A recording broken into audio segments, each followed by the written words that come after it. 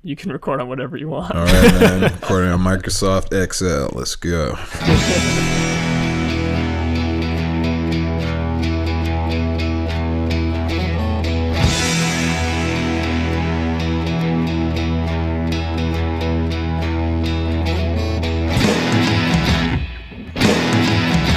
Hey everybody, welcome to a new episode of Repeater. This is, I believe, the kickoff to season 4. My name is Evan. And I'm Pat. Welcome back, everybody. We did a couple quarantine episodes last year, and just did not have the emotional capacity to keep going. 2020 was a hell of a year, as the history books will tell you. But we are back in 2021, ready to bring you some more insight on the music that people love. And today we are joined by, I cannot say enough about this dude. He's a funny man. He's an actor. He's a writer. He is an editor, and I would say a man of 1,000 voices. Devin Gant. Yo, Dev, what's up? What's going on, guys? Thanks for having me. First show of 2021, season 4 premiere. It's an honor. Wow. Yeah. We are excited to have you. Dev, you are somebody who I always find myself talking about music with. And so it felt like just the perfect person to have on for the kickoff. Yeah, I don't know if you guys have the same problem, but like when you like try to it's hard for me not to talk about music and movies and SpongeBob references when relating to people. So like when someone is able to bounce back with me, it's like, okay, word. It's a kindred spirit right here. We're gonna get along just fine. Or wrestling references, WWE references too. Wrestling references are welcome. There are definitely some wrestling fans that are friends of the pod. So feel free to sprinkle. Iron Sheik. See? Immediately. Perfect. You don't even know, Dev, but the last show that Pat and I went to before the shutdown was a band called Iron Sheik. Stop playing. Wow. Damn. No, for real. That's crazy. Not a joke. What was their gimmick? Or was that just their name? Their name is Iron Sheik, but Sheik is spelled C-H-I-C. CHIC? I see. Yeah. Oh, yeah. Like Nile Rodgers Sheik? Oh, that's dope. Okay. That's fire. What was the genre? They're like Long Island punk. Yeah. And our friends in Proper opened for them. So it was like a cool... Little did we know it would be the last live music we would see for a very long time. Damn. But if that was going to be the send-off, what a send-off. For real. Is Long Island punk, like, do they have like their own idiosyncrasies that set them apart from like other types of punk, like Billy Joel references? I don't know. That's a good question. I don't know that I've ever actually dived that far into it. There's just like sounds that I hear that I'm like, oh yeah, these guys are from Long Island. The ferry. Yeah, I don't think I'm enough of an authority on the various styles of punk either to like really give the differences. But to me, there's something that always really feels like, it's working man's punk rock, which I think is like supposed to be punk rock generally, right? But it's not like I don't know, Pat, you can back me up or disagree, but it's not like snot-nosed skater punk. It's not like whiny pop punk or emo type stuff. It's very like, I got to get up tomorrow to go do my construction job. Let's bang out a few tracks before we go to bed.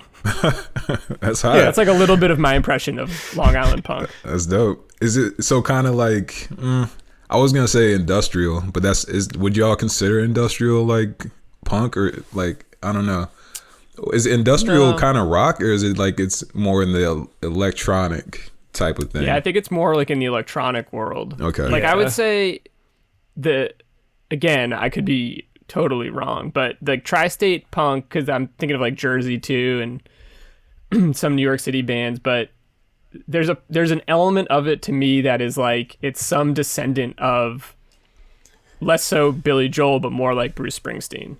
Where yeah, it's like it's anthemic you know, but it's unapologetically rock music. Like it's not pop music or something disguised as or dance music disguised as like punk with distortion and screaming. Right. It's just like it's like we're doing it. We're hitting the pavement. I don't know. The people's punk. Yeah. There's I consider myself. I'm not like.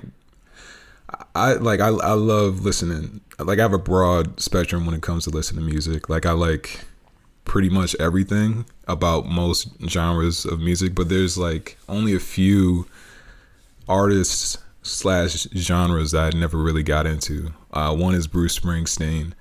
And this is not even to like shit on him. I'm just like saying like I've never really got into them at all. Like Bruce Springsteen, Bob Dylan, or like pop punk really. So there's like those are kind of like my blind spots in terms of music, and like all of those are like they spread like pretty far. Like it's like decades of music that I just like am not attuned to or haven't really explored. Kind of I guess Green Day too. Like I know a couple Green Day songs, but I never really got into them when they were like popping, you know. But it's like that's something. And I mean, I think too, just showing that you even like know that is an attunement that a lot of, you know, like casual, I don't know, non-music fans or people that just like listen to top 40 don't even have, you know. Knowing what you don't know sometimes is very helpful. Yeah. Word. Like yeah, I don't know why. I feel like I've tried. Like I've tried with like the Beatles too. It's kind of like it's the Godfather effect. You know, you grow up your entire life saying like hearing that the Godfather's like if not the best movie of all time. And then if you don't see it early on, you're gonna be disappointed. You know what I mean? Because it's not. Right. It's a good movie, but it's not. I wasn't blown away by everyone else's expectations and AFI's ratings or whatever. So like listening to like the Beatles #1's album, not the whole thing, but like it's songs I've heard before, and I've heard like I recognize the impact. I recognize like the styles and genres and, you know, innovations that were born from it. But it didn't really. I feel like I recognize that more than I recognize the music itself. Like if I had heard that first, probably, or maybe if I was there for it, I would have a different opinion of it. Or if I grew up with it, I would have a different opinion of it. Yeah, it's just it's kind of that. So that might be why I'm not really, or why I don't have that connection with Bruce Springsteen and Bob Dylan. Yeah. Or maybe, I don't know. Maybe I just haven't heard the right song. If y'all have any recommendations, let me know. For sure. For me with Bruce, that was something that I was always like, yeah, I mean, like, I know he's good. I know he's talented. Always really like those Christmas songs. Like, I was like, yeah, cool. He does Christmas songs? Yeah, he's got two... Some good ones, yeah. What? That's crazy. No, for real. But we watched that Broadway special he did where it was just him and his guitar, and like it's like a whole storytelling thing, and like that's what really did it for me, because like it's really bare bones. It's just him singing and telling these stories, and it's like, oh, you're a tour de force because like you are this energy, you can write these songs, and like it connected with me in a very different way watching it like that, which is just interesting, like how art connects to people and like when it connects to you, especially with somebody that has such a prolific career. Like there's sometimes it's overwhelming, there's too much, right? Like you don't know where to start, and that for me was where it really connected, and I was like, oh, okay. Now I really see. And you were a kid? Like when you first saw those, or no? No, that special came out like a year or two ago. Yeah, that's from Netflix. It's like a year ago, 2 years ago, because he was on Broadway. I don't know if you remember that, but he did like this Bruce Springsteen on Broadway show. And I think that's what Pat's talking about. I remember people were really hype about that. Yeah. Highly recommend. I grew up in a very classic rock radio, probably town / family. So that stuff was there the whole time. And my brother was a huge Bruce fan, I guess when he was in high school. So I used to hear that stuff all the time. But I agree with that kind of Godfather effect, because I used to feel that way about the Beatles big time. Like all the way until college, I would say. My dad would have Beatles records. He would tell me, you know, how great they were. And he was even somebody that wasn't a huge Beatles fan. He liked the Stones, you know. Beatles were like pop. He thought that was kind of lame, but he acknowledged kind of like how great they were. And so he wanted me to understand that. And I remember, I think like must have been when I was like super into Blink-182. And I remember even telling him that I was like, Dad, I don't care what they did. They're not relevant anymore and they're stupid. Like, I'd rather listen to music that is actually good now. The Beatles are boring. I want to listen to music that means something. Eleanor Rigby, get out of my face with that. There's no feelings. So yeah, I was wrong about that. But I mean, you know, it took a minute. You know, it's everyone has their moment. It's nature versus nurture. You know, like everyone's gonna have like something that their parents want to imprint onto them as a foundation. Sometimes you get it right out the gate. Sometimes you work your way back to it. You know what I'm saying? Like, yeah, I grew up listening. Like my parents, they both had me when they were really young.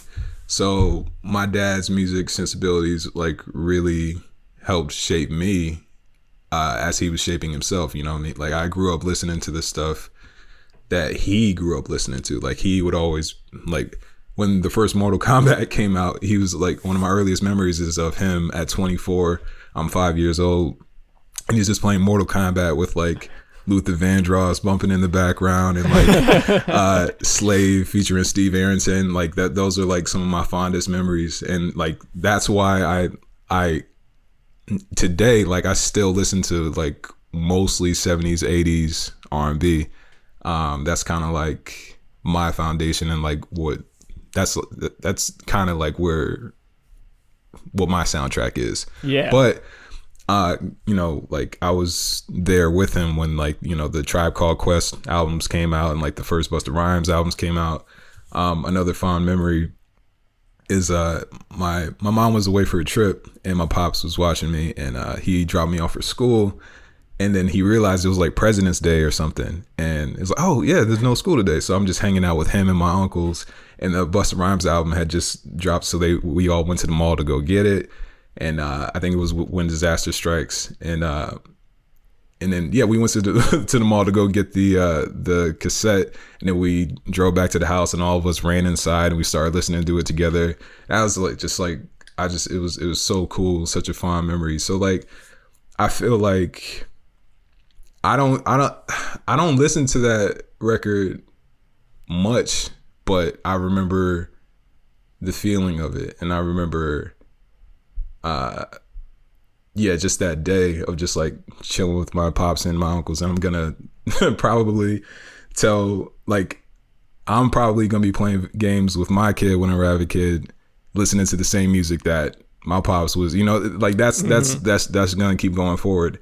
And I think, yeah, it's wild. I'm going off track. I don't even know if we're on track right now, but I think this is just it's wild how music is like, you can still it's everywhere, so you can like kind of like discover shit was recorded at the same studio as like Stevie Wonder with like one of his writers that never really popped, and then like 40 years later someone finds it and it's like, oh, this is crazy. And then, you know, like what I'm listening to right now is I'm really into unapologetically. So in my discovery of music in like college, I really got into yacht rock. You know what I'm saying? I discovered who the Doobie Brothers and Michael McDonald and Steely Dan, and like who they were.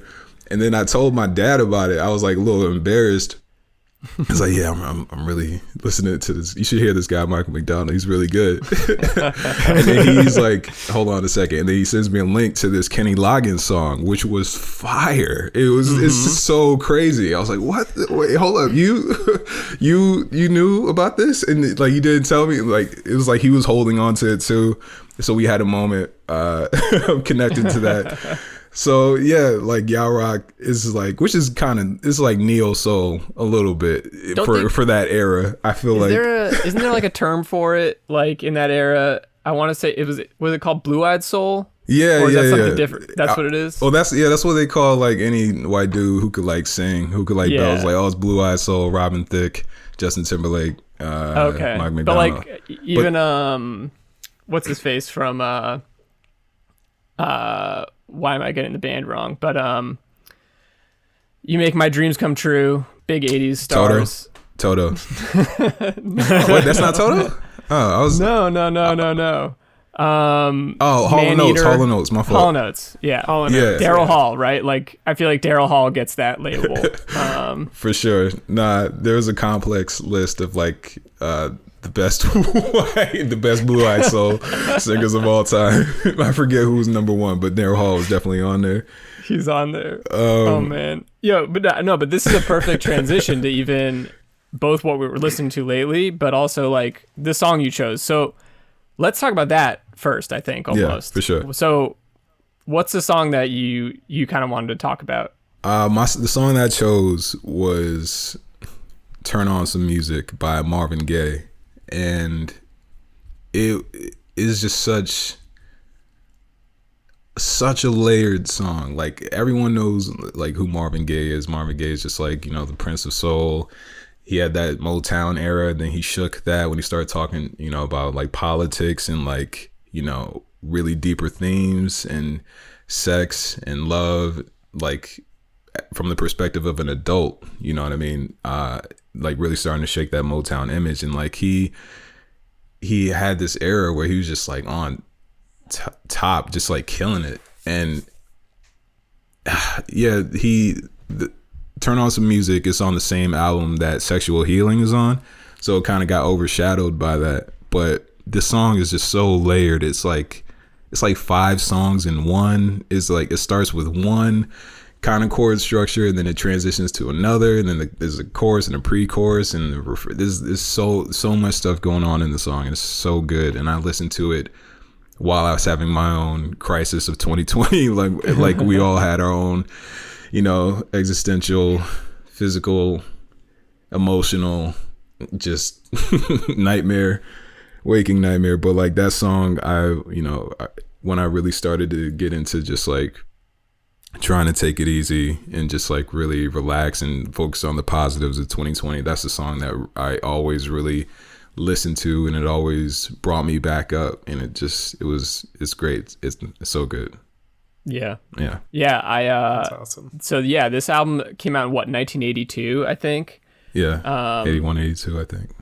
And it's so interesting to me because as somebody who didn't grow up listening to Marvin Gaye outside of like what was on the radio or what was really popular with him, he is like a 70s artist in my mind, right? And to think about him, this was, I think, his last album. Is that right? Maybe.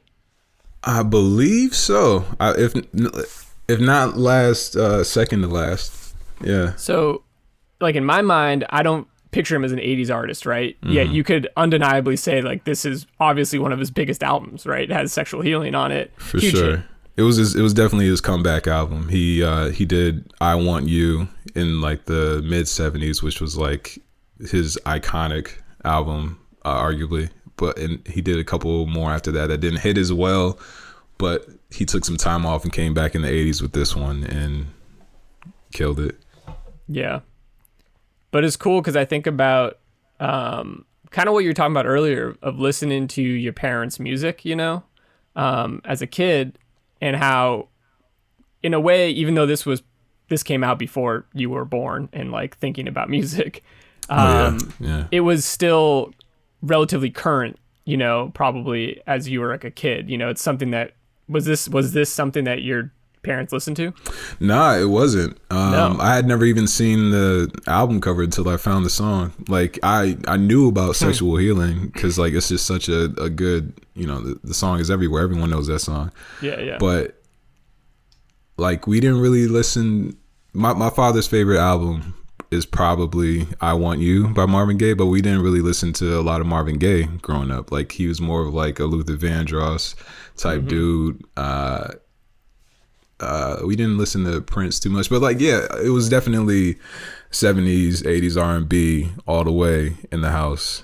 But I found this on my own, just like with my love, like in my own journey of discovering Marvin Gaye. And then I just going through his I would only kind of stick to 70s Marvin Gaye though, you know what I mean? Like I would pretty much just like troll through that era, and then I wouldn't neglect that album. I just knew that was a Sexual Healing album, so I didn't really, you know, listen to it that much. So, oh yeah, I know Sexual Healing. But then I went through the album, and then there are like jams on that album. Highly recommended. Rockin' After Midnight is another one. I think that's the title of the album. It's just such a it's an energy from Marvin Gaye that you don't really think of. It's like so upbeat. I think he performed a song on Soul Train in the 80s that had people. It's like a Marvin Gaye dance album. It's hot. It's so good, and this song especially is so good because, like I said, it has so much in it, so dense, and it's so many harmonies, so many layers. It's crazy. Did you guys hear it? Did you guys listen to it? Oh yeah. It's great.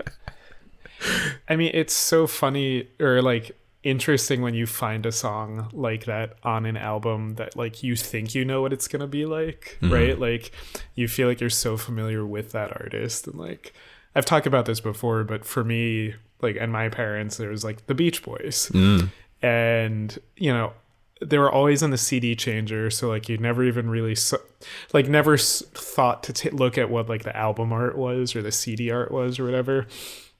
But I had a very similar reaction to Pet Sounds, where I was like, y'all have been holding out on me. Word. This is incredible, and this was never on in the house. And like, you get mad at come them. on. Like you've been playing the same record from the same album, and I always thought that was the only record on his album when you could have just gone one track up and then exposed me to this. Years wasted. Yeah.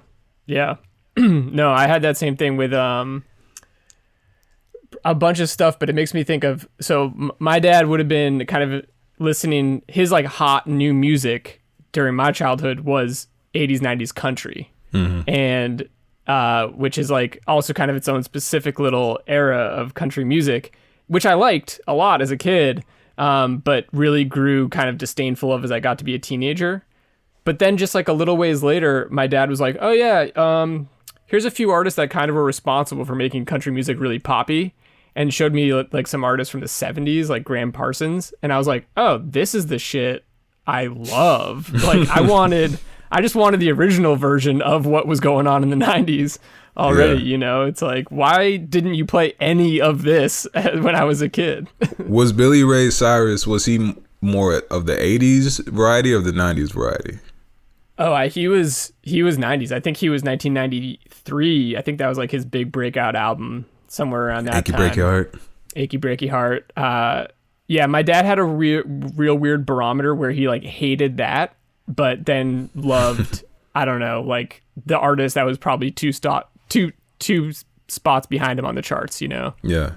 So like this is another, because like I never really, it's not like I had disdain for country, I just never got into it. But like when I think of country, I never even like consider what it sounded like in the 80s, you know what I mean? What was their kind of 80s sound, and like their kind of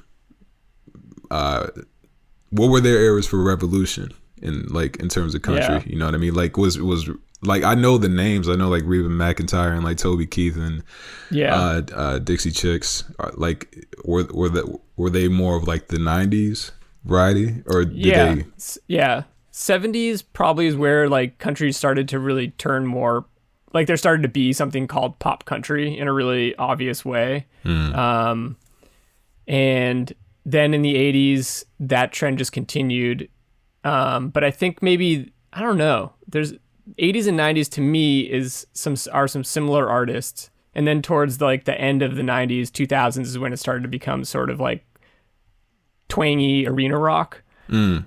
But 80s and 90s, what I remember specifically, and this is actually reminds me of something I was going to say about this Marvin track, is what I noticed was that the drums changed. You could tell that they had like big studio produced drums, like probably drum triggers, you know, sending off some kind of effect. So you were like, oh, it's sort of regular country music structure, but the production is all of a sudden a little more bombastic. Mm-hmm. And the first thing I noticed when listening to this Marvin track was like there were like early 80s drum machine sounds that I recognized probably more from like, I don't know, hip hop than I would from, you know, his stuff. And I was like, oh, that's so distinct. And that probably wasn't on a lot of his 70s recordings, you know? Nah, you don't think, when you think of Marvin Gaye, you don't think of him with like an 808 behind him, right? Like that. That was the first thought I had. Was I was like, is that, I don't know drum machines well enough, but is that 808? Is that the synth bass right behind him? That's wild. Yeah, it was a whole energy change, I feel like, and he was going through a lot in his life at the time. Like there's so much to talk about Marvin Gaye's life. Is crazy. We won't get into that now, but like I think it was a wild time for music, and he just really showed out and like killed it.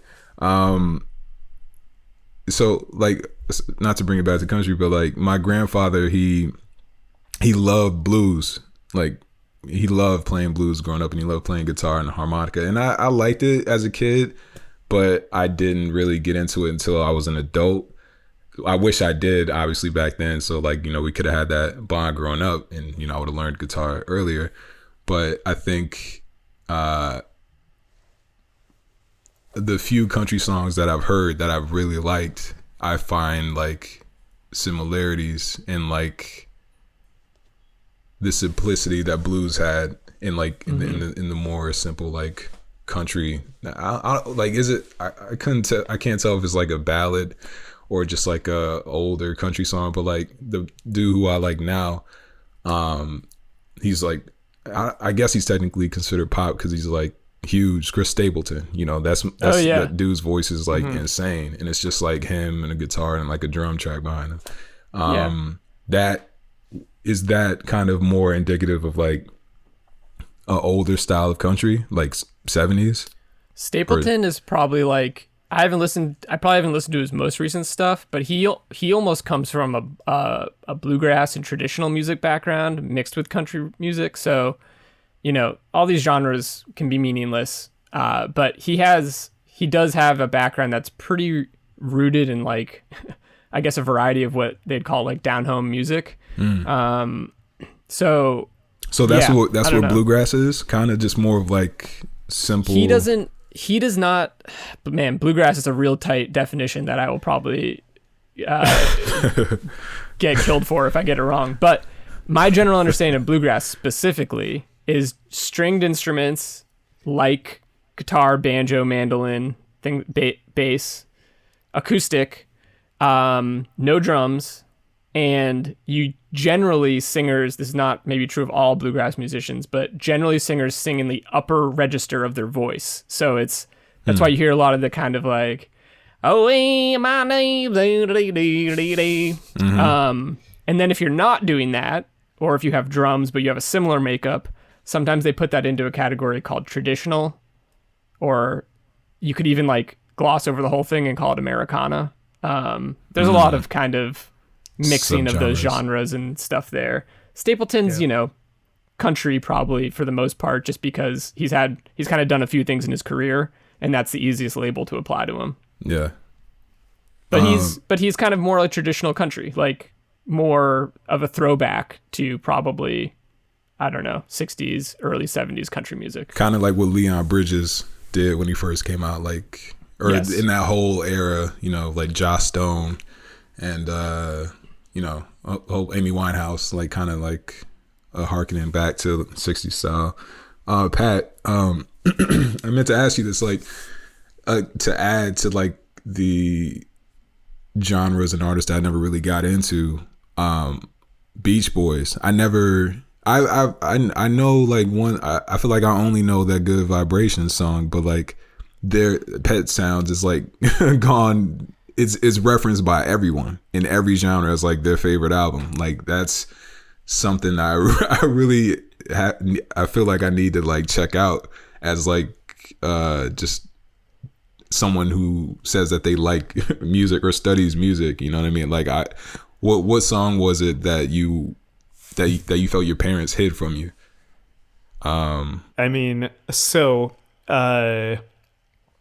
for me, like listening to the Beach Boys growing up, it was always like, you know, the Surfin' USA or like the really kind of just like what you think of when you think of the Beach Boys, like really poppy kind of good California boys.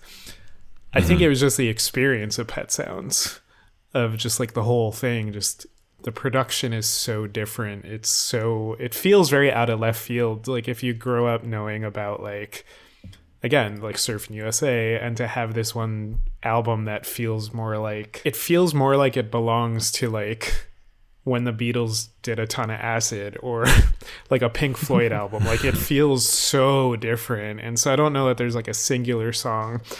But if you go onto Spotify, there's the Smile Sessions, where you can hear like Brian Wilson in the studio, like really just trying to direct an orchestra, and like you can hear what he has it in his head, where he's just going no, the drums need to be like a do do do do, and it's just so interesting to like listen to somebody that creative get that into it. Like it's so interesting to really hear what they know is in their head and try to get it out from other musicians.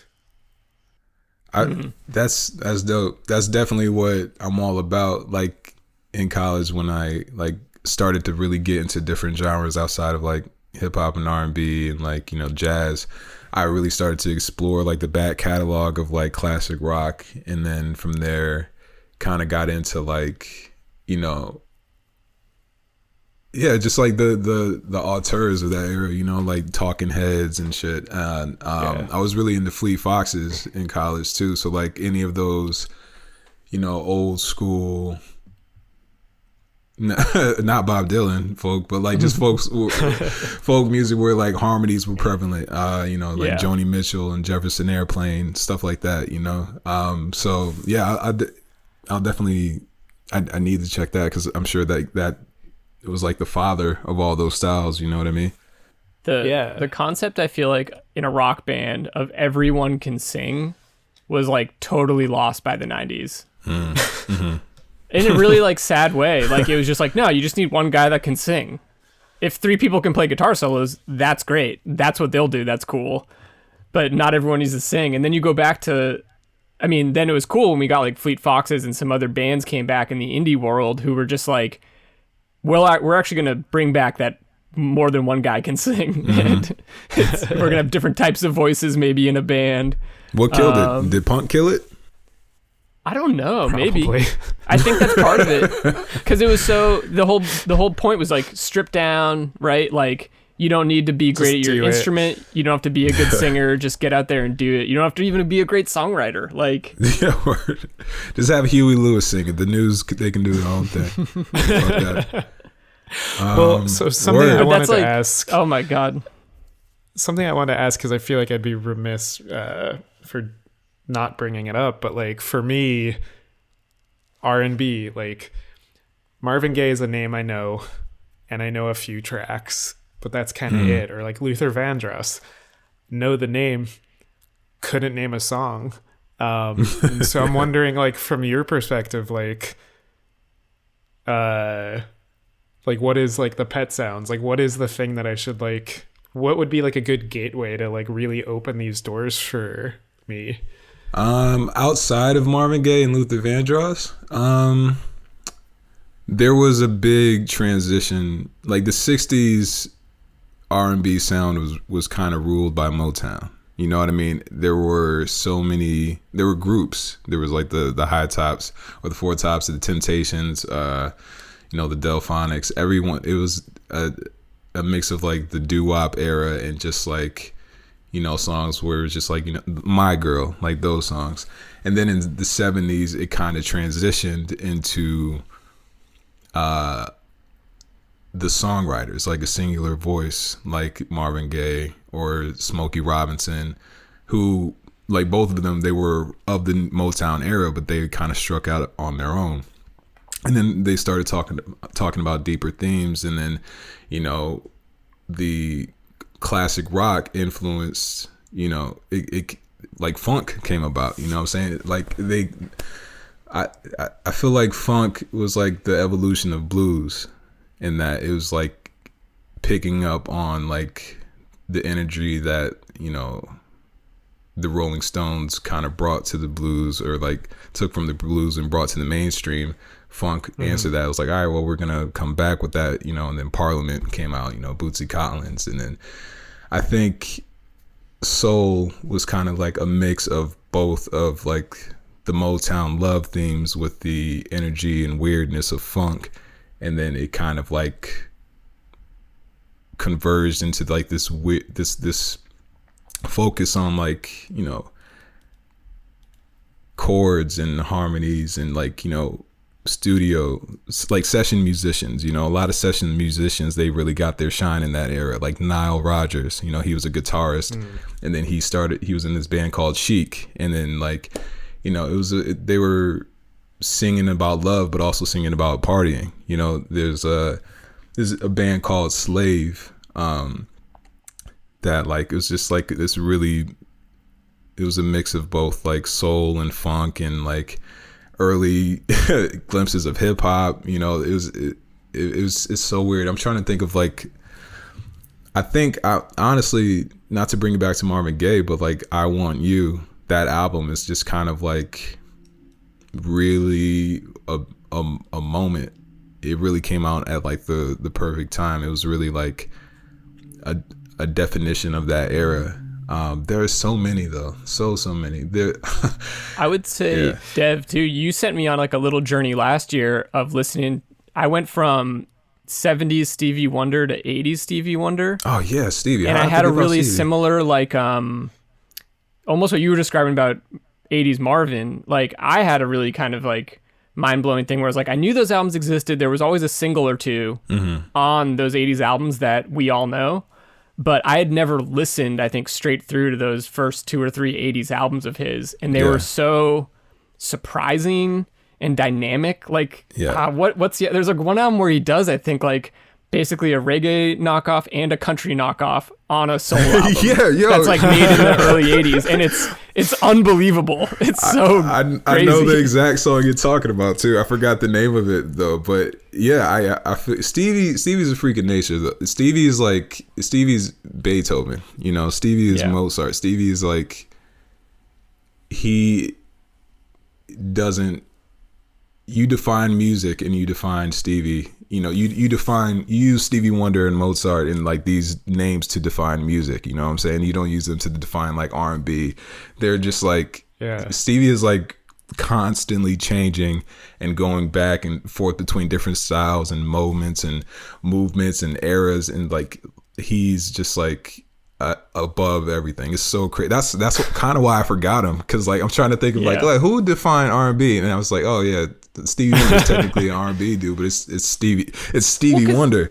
Because like, he had his his little Stevie career period where he was younger. Yeah. He fit into like what a lot of us would just recognize as like the R&B of that era. And then he started to like do his own thing. And those are really the albums I think that these days everyone remembers and knows. Was he'd already had a huge career by the time he started doing that. Like, crazy. The second phase of his career is really the phase of his career that most people know. That's like if Lil Bow Wow continued on his run and like became like a prolific musician for the rest of his life. Like that's. Do you know Bow Wow's actual name? Shad Moss.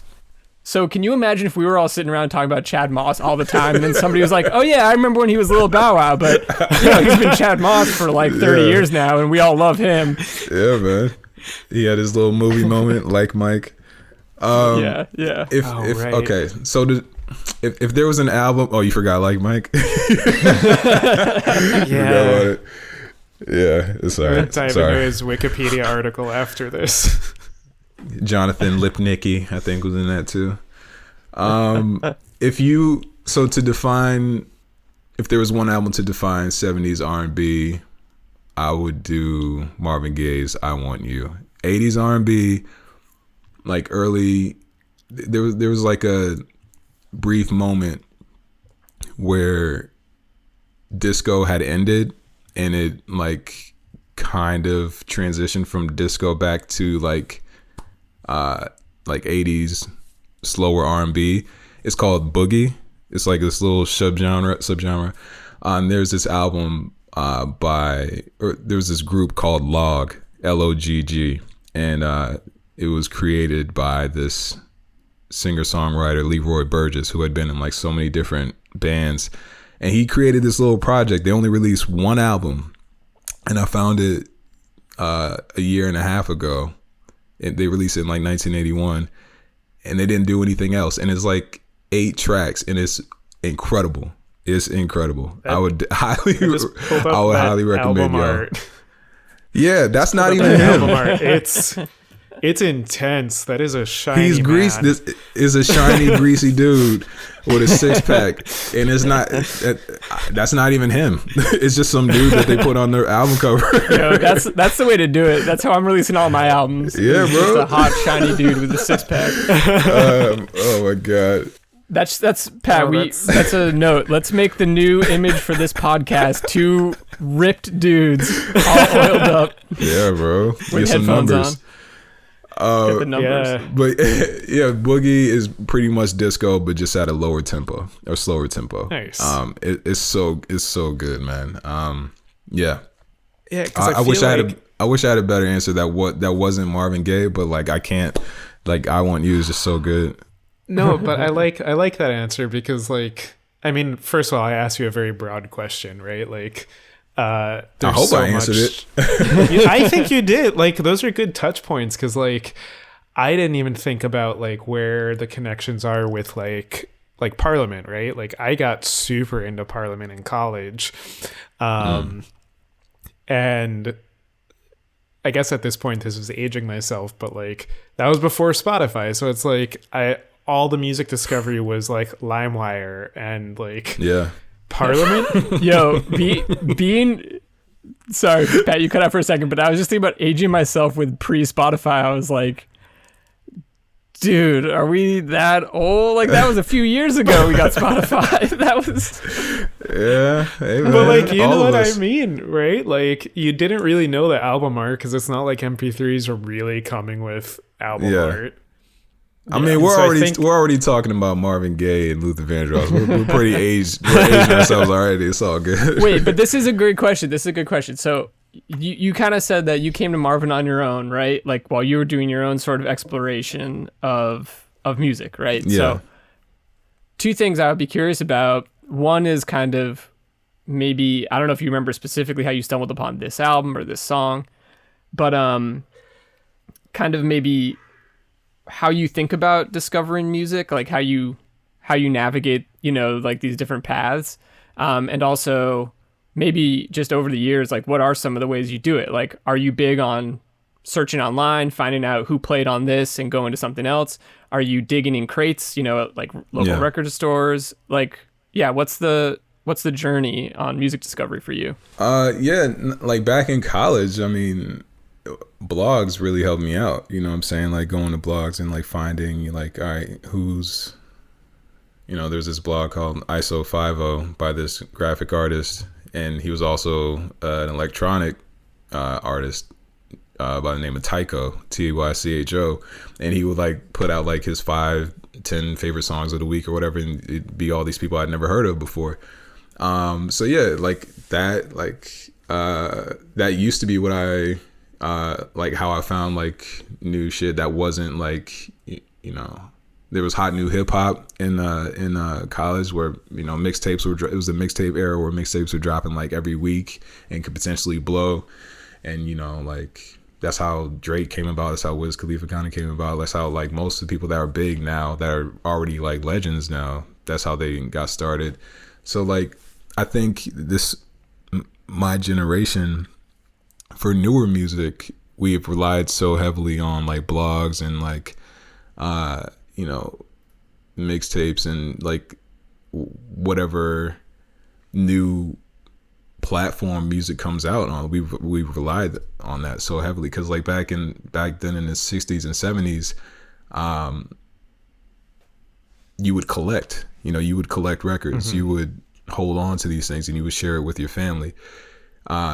We, like, growing up, we had CDs, we collected CDs with it, but like you wouldn't really, I think when Blake CDs came out, it wasn't as sacred, you know what I mean? Because Blank CDs kind of came out around the same time LimeWire and Kazaa came out, so you would kind of be able to make your own, like, this is what I'm listening to, this is like these are the people that I like, and then from there we go all the way to Spotify, where you can listen to what you listen to, and then they create an algorithm for you, and then that's Discover Weekly. So like, all right, this is the little bubble that you live in musically, here's some more stuff that you would like, and that kind of becomes your world until a friend recommends a song or sends you a link, and then you start to dive in on them and artists who sound like them. Like, that's how I found this Marvin Gaye song, was Discover Weekly, because they knew I fucked with Marvin Gaye. My bad. We can cuss on here, right? You can cuss on here. Oh, yeah. I fuck with Marvin Gaye. They knew that, and it was like, all right, here's this hidden gem, and I was like, what the fuck? How did I not hear this? Like, how is it? Why did I pass on this? Because like, I think we hold on to our song. Like, there's some songs that like there's some albums I didn't tell people about Log forever. Because like, it was just like so good. It's a little morsel that I wanted to keep to myself, but I also kind of just wanted to like get it out into the world. But it's kind of this thing where you don't really, before Spotify, you didn't really have access to where you could find these, or to where these different songs could find you. You know what I mean? You'd have to really go out into the world and dig in the crates, or like just go into a section or a genre that you didn't really listen to. Like, I would have never found Chris Stapleton if he came out in the 90s, you know what I mean? Like, because like if I was going to Tower Records or Circuit City or Sam Goody, dating, if we were going to a record store, I wouldn't go into the country section, because like I never grew up listening to it. I didn't really know anyone who listened to it. I'm sure I knew of or heard a song that I liked, but I would never know how to find it. Even jazz, I grew up loving jazz. I could probably only tell you like 5 or 10 names, because like there are like so many. Just jazz itself is just kind of like, in many ways, it's like an experience. You know what I mean? Like, you just love that, the energy it gives you. You love the sound of the piano. You love, you love what you love about it. But like, there are so many artists. Like, I have a jazz playlist that has like 400 songs on it. And like, I don't know if I'll ever be able to dive into each of those different artists. Like, I love Bill Evans, Coltrane, Miles, Robert Glasper, all those guys, because they're kind of like, for some reason, they were able to exist above that. But you, even with Spotify, you still have to like kind of go out of your way to discover these sounds, to discover this music. And that's kind of why it's so special to people still. That's why like the discovery of music is always going to be special, because like you can just like happen upon something that you might not have ever thought you would have liked, and then you find it, and then it's like with you forever, and it's golden, and then you like, it opens it broadens your horizons, and like it's like a whole new you find someone that you're like, oh shit, like this album is actually kind of crazy, and then you have this whole catalog that you get to go through. What was the question? Would you ask me? I think you got there. I think you got there. That cracks me up that you held on to Log for so long, because I think the first night we ever hung out, you were screaming at me about Log. Like, it was loud in there, and I had something to drink. But I mean, at that point, you were ready to release Log to the world. I held on to it for a while. I was ready to blow. Yeah. I was screaming. I love that. Just scream. Shit. You had the bartender put it on at the bar. I did. think. Well, because So I saw that he was taking requests, man. He was doing it. Whatever. He was doing it. That's awesome. It's really good. It is really good. What That started me of last year. I probably listened to more 80s R&B than I ever have in my life. So that was dope. I thank you for that. Yeah, That no was problem, man. Yeah. a good music discovery. What are y'all listening to now? Yeah. These days? Well, yeah, so we always like to talk about something we've been listening to lately, and I was going to shout out, the song came out last year. It's probably one of his, like, goofiest songs, but the song Wonderful by Burna Boy. And I say that because that is a song that, like, I could put on last year, and it is so joyful, and it's just, like, super catchy, very poppy, like, song of his. And the bummer is because it's like half English and half or maybe more. I'm not sure what language he speaks, but it's like I constantly think I can sing along to it, and I constantly cannot sing along to it. There's like every 3 words are something I recognize, and everything else is just a sound that sounds like it could be an English word, but it's not. Wonderful. So I would shout out Wonderful by Burna Boy. It is like it's a very put it on, you'll feel better about your life kind of song. Dope. That's Good looks. fun. Thank you. Yeah. It is fun trying to. I've also mentioned this before. It is fun trying to sing along to a song that's not in English. Oh man, everyone knows the words to Sean Paul's songs, man. Everybody. Yeah. Well, that's because like more of us speak Spanish or know some Spanish than we know Yoruba, right? That's the language that the Burna Boy song is in. It's like, yeah, one day we'll all know like 10 or so words in Yoruba, but not right now. We'll get the chip implant. That'll come eventually. Oh, that would be huge. Babel fish. Yeah. I've been kind of all over the place with music recently. And a lot of it's just like, what can I listen to and get work done at the same time? I was going to go with something else, but I'm going to bring up this guy, Christian Scott Atunde Adjua, who's like a jazz musician. Nice. He's dope. But like so awesome. And like, I'm bringing this up because it goes off of what you were talking about, Devin, about like recommendations, and like so much comes to us through algorithms, and which is fine. It doesn't feel super personal, but like sometimes you do get that good recommendation. And this was through somebody I follow on Twitter that I was just like, yeah, I trust you. I trust your music recommendation. It's just like a really fun, chill kind of modern jazz. Like he's got some Radiohead covers. He's in the new Bill and Ted movie. He played trumpet in that movie. So like, he's in it? Yeah, he's in it. Oh, dope. Nice. Yeah. That's cool. But yeah, highly recommend if you're looking for like, I don't know, weird jazz to get into. What song specifically? Or did you say? Oh, let's see. So I've been doing a lot of straight through on the album of Axiom. What song was it? Honestly, I just listened to this album straight through. I don't know which one would be a good starting point. The most popular one on Spotify for that album appears to be Diaspora. Diaspora. Diaspora. Diaspora. That's catchy. Diaspora. That's an album to listen to straight through, though. Alright, I'll check it out. What about you, Dev? What's been on recent?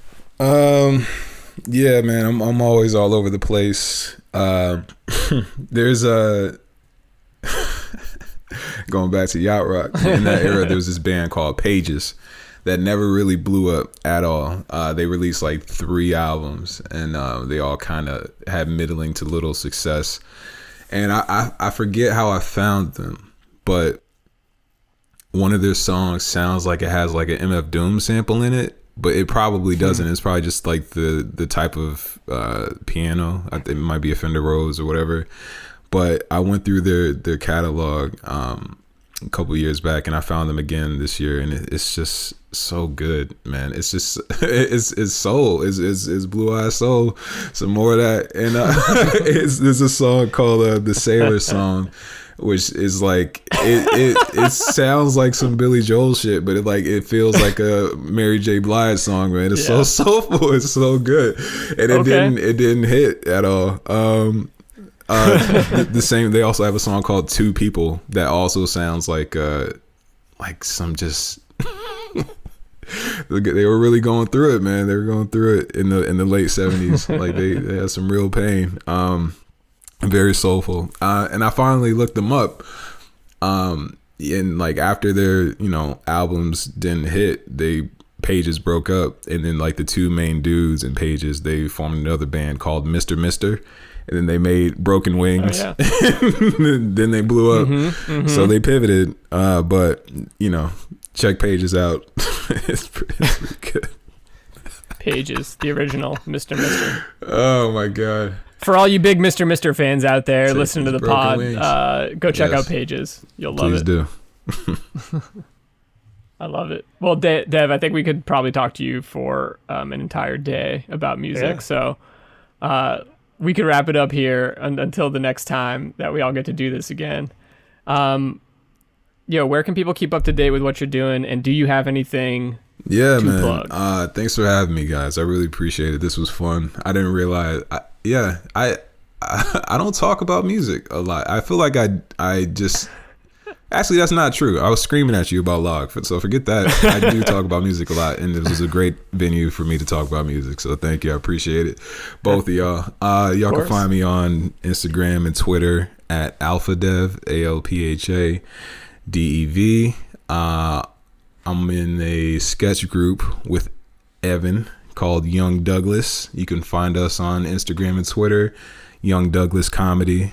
And you got you have a podcast of your own too, I'm right? also on a podcast called I Ruined My Childhood with my boy Kevin McLean. We talk about movies that we loved growing up, like First Kid and Jumanji, and we rewatch them, and we try to figure out if we ruined it by rewatching it.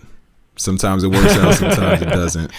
Definitely check that out. It's on YouTube and on Spotify at I Ruined My Childhood. Check us out. I love it. And if everyone wants to hear kind of like some of the stuff that's probably been referenced on this episode too, Dev, you have two great playlists, great mixes on Spotify that I think are publicly available.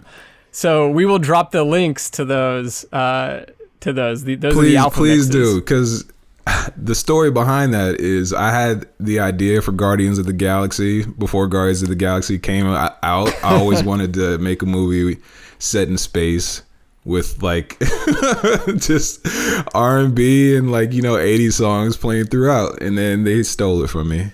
But it's all right. I made my own playlist based off of that.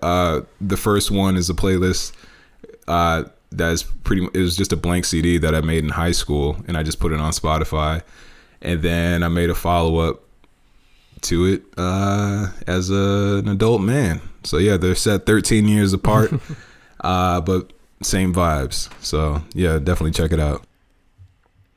The original is great, and the sequel is just as high quality. Bro, I appreciate it, man. So we'll make sure to I want drop my money, links. Marvel. Yeah. Gunn. What's that director's name? James Gunn. He stole James it. Gunn. Almost James said Tim Gunn. I know that, dude. I was gonna say Tim Gunn too, but that's the fashion guy, right? Yeah. A little bit off. Yeah, Dev, thanks so much for joining us. Appreciate it. Thanks, Pat. It's been great. Thank you.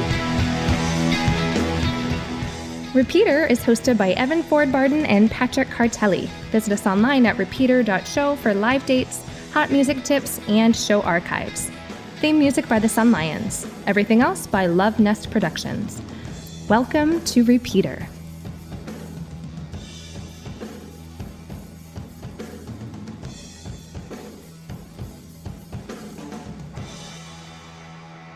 Pat, are you cranking? I'm Cranking it. I'm cranking it. All right. That's not what I asked, dude.